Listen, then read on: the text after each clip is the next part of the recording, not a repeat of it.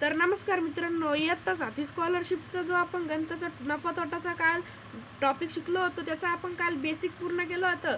आपण काल बेसिक बघितलं. तुमच्या डिमांडिंगने आपण पार्ट 2 चा व्हिडिओ करत आहोत.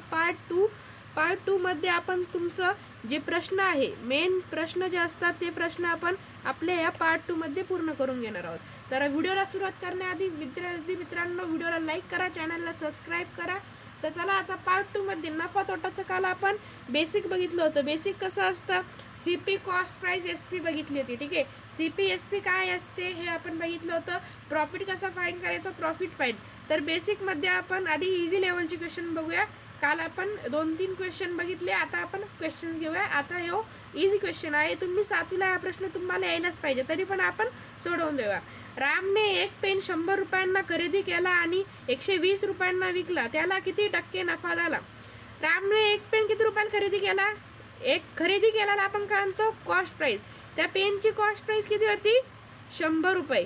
ठीक आहे, आणि तो त्याने किती रुपयाला विकलाय? 120 रुपयाला. मग त्या पेनची विक्री किंमतला आपण काय म्हणतो, एस पी म्हणतो. एस पीला मग किती? 120. मग तसंच त्याला किती टक्के नफा झाला? आधी आपल्याला नफा काढावा लागेल, मग आपल्याला नफा टक्के म्हणजे प्रॉफिट पर्सेंटेज फाइंड करायला लागेल. मग प्रॉफिट कसा फाइंड करायचा? ठीक आहे, प्रॉफिटमध्ये मग S P minus C P आपला फॉर्म्युला आहे ना. Profit is equal to S P minus C P. यानुसार मग एस पी जी मोठी किंमत आहे त्याच्यातून लहान किंमत वजा करायची, आपला प्रॉफिट निघून जातो. हे बघा, 120 मध्ये वजा 100 करायचं, तर आपला प्रॉफिट किती येईल? मग 20 येईल. आणि मग आपल्याला किती प्रॉफिट पर्सेंटेज काढायचं आहे. प्रॉफिट पर्सेंटेजचं सूत्र काय? Profit upon C P into 100. मग आपला प्रॉफिट किती झालेला आहे बघा तर मित्रांनो, प्रॉफिट झाला 20 रुपयाचा. खाली सी पी किती आहे आपली? सी पी 100 रुपये आहे. मग upon 100 divide upon 100 multiply by 100. मग याचं 2 शून्य, याचे 2 शून्य कॅन्सल आणि उरलं किती? मग 20. मग आपला प्रॉफिट किती पर्सेंट झाला? 20% इज द करेक्ट आन्सर. आपला प्रॉफिट किती टक्के आला? 20% आला. समजून घ्या. बघा, कॉस्ट प्राइस किती आहे? 100 आहे. त्यानंतरून एस पी 120 होती. मग आपण प्रॉफिट फाइंड केला. प्रॉफिट किती आला? मग तो आला 20 प्रॉफिट आला. ठीक आहे, प्रॉफिट 20 आला. मग आता आपल्याला त्यांनी नफा टक्केवारी सांगितली होती. मग 20चा आपण केला आणि मग काय उत्तर आलं? 20% आपलं करेक्ट आन्सर आलं. चला आता नेक्स्ट क्वेश्चनकडे जाऊया. तर इथे नेक्स्ट क्वेश्चन मध्ये बघा विद्यार्थी मित्रांनो, सुरेश रावांनी एक वस्तू 1962ला विकल्याने त्यांना 9% नफा झाला, तर त्या वस्तूची खरेदी किंमत किती? आता सुरेश रावांनी एक वस्तू किती 1962ला विकल्याने, आपण जर सुरेश रावांनी वस्तू 1962ला विकली, त्यांना 9% नफा झाला ना. किती? 9% नफा झाला. तर जर खरेदी किंमत 100 असली आणि ती विकली 109 रुपयाला, तर 9% नफा होतो. जर खरेदी किंमत आपली किती 100 रुपये असली आणि विकली 109ला, ठीक आहे, विकली किती 109ला, तर आपला किती 9% नफा होतो. मग तसंच या उदाहरणाचं आपल्याला बघायचं आहे. तर खरेदी किंमत सी पी आणि इकडे एस पी बघा. तर खरेदी किंमत आपल्याला किती, आपण 100 पकडूया. आपण खरेदी किंमत 100 रुपयाला खरेदी केल्याने किती 109 आपली उत्तर 109 आपलं भेटतं. ठीक आहे, मग तसंच विद्यार्थी मित्रांनो 1962 रुपयाला विकल्याने कॉस्ट प्राइस किती असेल ते समजलं तुम्हाला? व्हॅरिएशन बघा, 100 रुपयाला विकल्याने 9% नफा कसा होतो? हे बघा, 9% नफा झाला. 100चे 9% नफा म्हणजे 109 होतं. मग तसंच एक्सचे 192% नफाने मग वस्तूची खरेदी किंमत. मग कॉस्ट प्राइस कशी फाइंड करायची आता बघा. ठीक आहे, मग 100 गुणिले 1962 आपल्या इथे क्रॉस मल्टिप्लिकेशन करायचं. क्रॉस मल्टिप्लिकेशन मग 100 मल्टिप्लाय बाय 1962. सॉरी विद्यार्थी मित्रांनो, इथे आपलं रायटिंग चूक झाली आहे. 1962. ठीक आहे, 1962 100 मल्टिप्लाय बाय 1962 अपॉन खाली किती येईल विद्यार्थी मित्रांनो? 100 मल्टिप्लाय 1962 खाली 109. मग याचं उत्तर कसं येईल आपलं बघा. यामध्ये मग कॅन्सलेशन करून आपलं उत्तर किती येईल? मग 1800 आपला करेक्ट आन्सर असणार आहे. ठीक आहे, ऑप्शन नंबर किती मग विद्यार्थी मित्रांनो? Option number 4 is the correct answer. समजला? पुन्हा एकदा समजून घ्यावा. त्यांनी काय सांगितलंय? 9% नफा, नफा झाला. मग 100चे 9% आपण करून बघितलं, तर 9 टक्केनी 9%, 100 मध्ये 9 ऍड केल्यावर 109 होते, 109 मध्ये 9% नफा झाला. मग ठीक आहे. मग तसंच कॉस्ट प्राइस जर 100 असेल तर SP विकली 9% नफा होणे. मग तसंच 1962 आपण क्रॉस मल्टिप्लिकेशन केलं, मग 1800 आपलं उत्तर आलं. चला आता आजच्या आपल्या नेक्स्ट क्वेश्चन कडे जाऊया. तर नेक्स्ट क्वेश्चन अशोकने 15 लाखला खरेदी केलेला हार 20% नफ्याने विकला.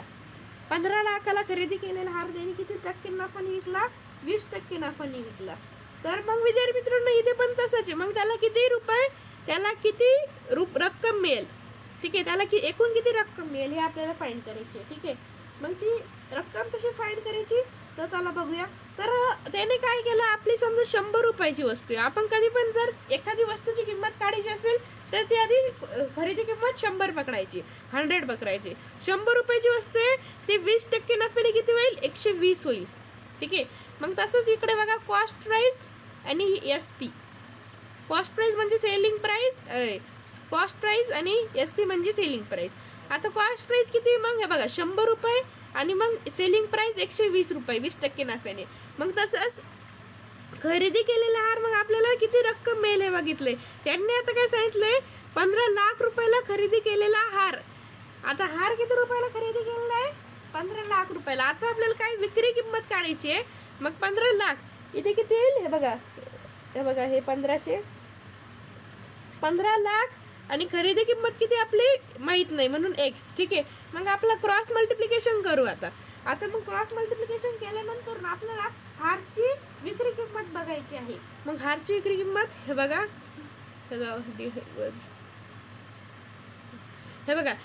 हे किती? 150, हे 1500, 1500, 1.5 लाख आणि 15 लाख गुणिले मग किती येईल? 15 लाख गुणिले 120 येईल. ठीक आहे, पण 15 लाख मल्टिप्लाय बाय 120 आणि मग खाली अपॉन 100. मग याचं उत्तर कसं येईल बघा, 0 0 कॅन्सल, 0 ला 0 कॅन्सल. मग जरा 1,50,000 मल्टिप्लाय बाय 12, 1,50,000 मल्टिप्लाय बाय 12 आणि खाली तो खालचा जो आपला 1 0, मग 1,50,000 मल्टिप्लाय बाय 12 केल्यावर आपलं उत्तर किती येतं? 18 लाख रुपीज. 18 लाख रुपीज हे आपलं करेक्ट आन्सर असतं. मग आपलं 18 लाख रुपीज हे कोणत्या ऑप्शन मध्ये? Option number 2 is the correct answer this question. तर 18 लाख रुपीज हे आपलं काय आन्सर आहे. तर चला आता आजच्या आपल्या नेक्स्ट क्वेश्चन कडे जाऊया. ठीक आहे, तर आपला नवनीतच्या पुस्तकामधला आपला आजचा पहिला प्रश्न आपण घेतो आहोत. इयत्ता 7वी स्कॉलरशिपचं जे नवनीतचं मार्गदर्शन आहे त्यामधला आजचा आपला पहिला प्रश्न काय आहे? विकासने एक घड्याळ 6,540 रुपयाला व दुसरे घड्याळ 3,460 ला खरेदी केले व ते दोन्ही घड्याळ त्यांनी 10,900 रुपयाला विकली. तर त्याला त्या व्यवहारात शेकडा नफा अथवा तोटा किती झाला असावा. आता विकासने 2 घड्याळ घेतली होती. एक घड्याळ एका किमतीत विकलं, दुसऱ्या घड्याळ त्या किमतीत विकलं. मग त्या व्यवहारात त्याने दोन्ही घड्याळ 10,900 ला विकली. मग खरेदी केलेली किंमत सांगितली आणि विकली किंमत सांगितली आहे. मग बघा विद्यार्थी मित्रांनो, त्यांनी 6,540 ला एक घड्याळ खरेदी केलं होतं ना. 6,540 ला एक घड्याळ आणि दुसरी घड्याळ 3,460 रुपयाला. मग आधी आपण बघूया, त्यांनी विक्री किंमत त्यांनी दिली आहे 10,900 ला, त्यांनी दोन्ही विकली. तर आधी आपल्याला त्याची टोटल कॉस्ट प्राइस फाइंड करावं लागेल. ठीक आहे, टोटल कॉस्ट प्राइस. कारण की विद्यार्थी मित्रांनो खाली त्यांनी आपल्याला हे दिले सेलिंग प्राइस, त्यांनी कितीला विकली. मग आपले टोटल कॉस्ट किती होईल? 6,540 प्लस 3,460. बघा 0 ला 0, 6 प्लस 4 10, कॅरी 1 5 and 1 6 प्लस 4 10. त्याच्यानंतरून हे बघा 6 प्लस 1 7, 7 प्लस 3 7 प्लस 3 10. किती? 10,000. आणि त्यांनी विकली किती रुपयाला? 10,900 रुपयाला. ठीक आहे, तर बघा मग किती? 10,000 रुपयाला त्यांनी CP ही पूर्ण दोन्ही घड्याळाची कॉस्ट प्राइस किती आहे? 10,000 रुपये. दोन्ही घड्याळांची कॉस्ट प्राइस किती झाली मग? 10,000 रुपीज. मग बघायला गेलं मग त्यांनी विकली कितीला? सेलिंग प्राइस हे बघा SP किती त्याची? 10,900 आणि कॉस्ट प्राइस किती झाली? मग आता कॉस्ट प्राइस किती? 10,000. मग यामध्ये त्याला काय झालंय? प्रॉफिट झालाय. किती रुपयाचा झालाय? तो वरचे 900 रुपयाचा. प्रॉफिट किती रुपयात झालाय?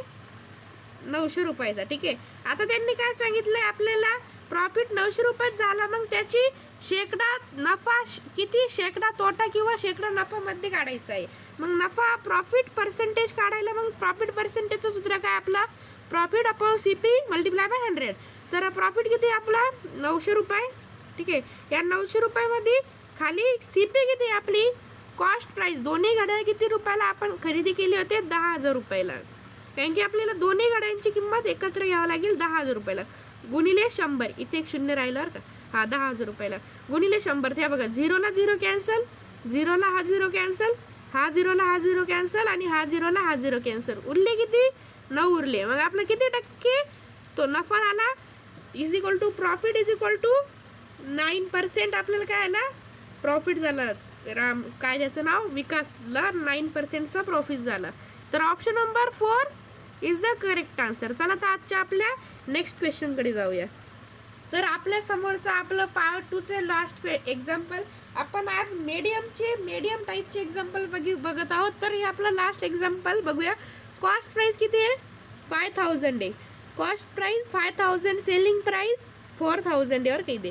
आणि त्याच्यानंतर प्रॉफिट पर्सेंट झाला का, लॉस पर्सेंट काढायचं, प्रॉफिट पर्सेंट नाही तर लॉस पर्सेंट, जसं उदाहरणमध्ये झालेलं आहे. तर बघा विद्यार्थी मित्रांनो, इथे आपल्याला काय दाखवलेलं आहे, कॉस्ट प्राइस किती आहे 5000, CP किती आहे इज इक्वल टू 5000, आणि त्याची SP किती आहे, SP बरोबर 4000 म्हणजे 4000. मग 4000, मग लॉस किती रुपयाचा झाला, लॉस बरोबर 1000, 1000चा लॉस झाला. मग आपलं लॉस पर्सेंटेजचं सूत्र कसं आहे, loss upon CP into 100. Loss upon CP into 100 हे आपलं लॉस पर्सेंटेजचं फॉर्म्युला आहे. मग लॉस कसं झाला आपला, 1000चा लॉस झाला. तर 1000 अपॉन CP किती होती आपली कॉस्ट प्राइस 5000 मल्टिप्लाय बाय 100. तर बघा, हे 2 शून्य, या 100च्या शून्याला कॅन्सल, हा एक शून्याला कॅन्सल. तर तसंच मग बघायला गेलं 5 1 चा 5 आणि 5 2 चा 10, हे सॉरी 20 ठीक आहे, sorry 100 divided by 5 is equal to 20. मग लॉस किती पर्सेंटचा झाला आपला, लॉस इज इक्वल टू 20%. तर विद्यार्थी मित्रांनो, आज आपण पार्ट 2चे क्वेश्चन्स बघितले. आपले जे पार्ट 2चे सर्व क्वेश्चन्स आहे, तुम्हाला जरी राईट डाऊन केलेली PDF लागत असेल तर खाली कमेंट बॉक्समध्ये PDF म्हणून कमेंट करा. आणि त्यानंतर विद्यार्थी मित्रांनो बघा, PDF तुम्हाला लागत असेल तर कमेंट बॉक्समध्ये सांगा, नाही तर डिस्क्रिप्शनमध्ये तुम्हाला मिळून जाईल. ठीक आहे. तर आपण जे प्रश्न बघितले पार्ट 2 मध्ये आपण जे प्रश्न बघितले, आता हे मीडियम लेवलचे प्रश्न होते बरं का. मी घेतलेले प्रश्न हे कोणते होते, मीडियम लेवलचे. आता नेक्स्ट पार्ट 3 बनवायचं का नाही तुम्ही कमेंटमध्ये सांगा. आणि पार्ट 3 मध्ये आपण एकदम हार्ड लेवलचे प्रश्न घेऊ. हार्ड लेवल जे स्कॉलरशिपला याचे प्रश्न, हार्ड लेवलचेच प्रश्न विचारतात, ते आपण बघूया, शिकूया. तुमचा आता बेस जो आहे तो पक्का झालेला असेल. त्यासाठी आपल्या एक व्हिडिओला लाईक करा, चॅनलला सबस्क्राईब करा. ठीक आहे. तर लाईक आणि सबस्क्राईब केल्यावरच आपल्या चॅनलचा आपला नेक्स्ट व्हिडिओ येईल. तोपर्यंत जय हिंद.